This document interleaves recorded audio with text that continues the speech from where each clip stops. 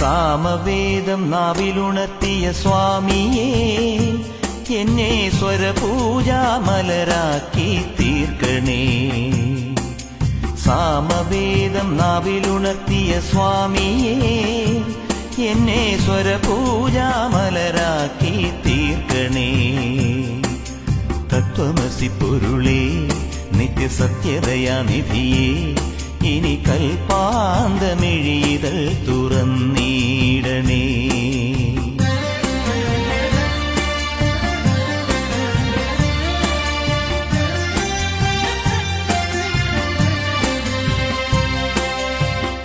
ഇരുമുടി നിറയുമീ ദുരിതം ഒഴിയണേ, ഇഹപരശാന്തിതൻ അമൃതം അരുളണേ.